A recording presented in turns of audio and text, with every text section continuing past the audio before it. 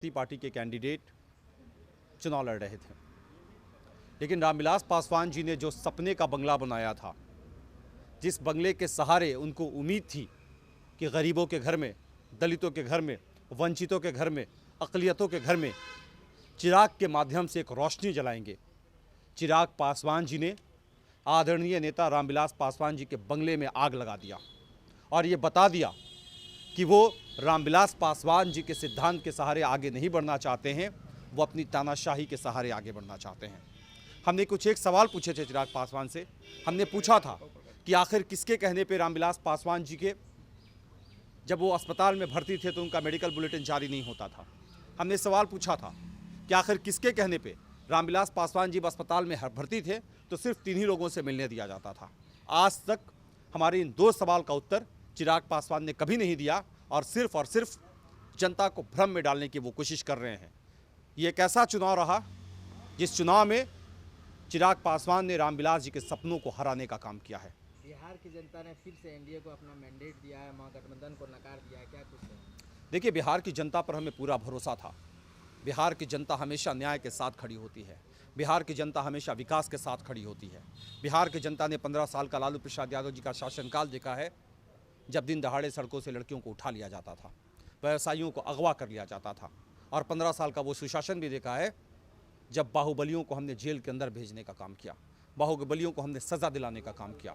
इसलिए बिहार की जनता न्याय के साथ, विकास के सहारे आगे बढ़ रही है और उन्होंने 15 साल के जंगल राज बनाम 15 साल के सुशासन के बीच में सुशासन को चुना है। उसके लिए हम बिहार की जनता को और ख़ासकर बिहार की महिलाओं को बहुत बहुत धन्यवाद देते हैं। क्या लगता है कि चिराग पासवान के द्वारा ही नीतीश की नैया डूब गई?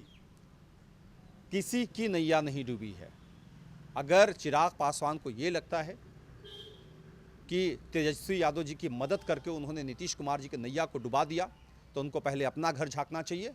दो विधायक हुआ करते थे, 6 सांसद हुआ करते थे, आज एक विधायक जीत कर आए हैं और वो विधायक कहाँ है ये चिराग पासवान जी को खुद पता नहीं है। चिराग पासवान जी बेसिकली प्लास्टिक का गदा लेकर घूमने वाले एक ऐसे हनुमान थे जो इस सपने में थे कि श्री राम की अयोध्या में आग लगा देना है, और इस इंतज़ार में बैठे थे कि रावण के गोद में बैठ के अयोध्या में आग लगाना है। लेकिन बिहार की जनता राम भक्त है। बिहार की जनता को पता है कि कौन श्री राम का भक्त है और कौन रावण का भक्त है। इसलिए ये चुनाव रावण के भक्त और राम के भक्त में था। जनता ने राम के भक्त को चुना और शिकायत कर रहे हैं, चुनाव आयोग जा रहे हैं महागठबंधन के लोग की कुछ गड़बड़ी हुई। उनको अमेरिका जाना चाहिए, जाकर के ट्रंप से भी शिकायत करके यहाँ चुनाव आयोग काहे के लिए घूम रहे हैं। अरे जनादेश मिला है, जनादेश का तो सम्मान करें। 5 दिन पहले तक तो हाथी पे सवार होकर घूम रहे थे जब एग्जिट पोल आया था, और घूमते फिरते कर रहे थे कि हम मजबूती के साथ सरकार बना रहे हैं। लेकिन उनको बिहारी नफ्स पता नहीं था। बिहार में हाथी पे चढ़े हुए इंसान को भी कुत्ता काट लेता है, तब उनको सतर्क रहने की जरूरत है। तो क्या लगता है कांग्रेस के द्वारा ही तेजस्वी यादव का छवि खराब? देखिए, जब इंसान को अहंकार हो जाता है तो उसको डुबाने के लिए किसी की ज़रूरत नहीं पड़ती है, और तेजस्वी यादव जी को अहंकार हो गया था।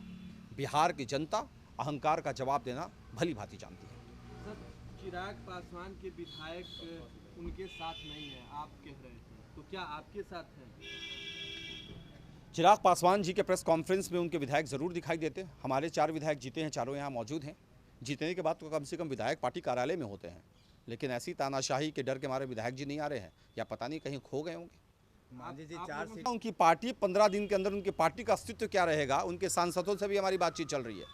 चिराग पासवान जी के विधायक और सांसदों से हमारी बातचीत चल रही है और जल्दी आपको परिणाम मिलेगा। बंगला साफ हो जाएगा। अब उन्होंने बंगले में चिराग ने खुद आग लगाई है, तो उस बंगले में कौन रहेगा?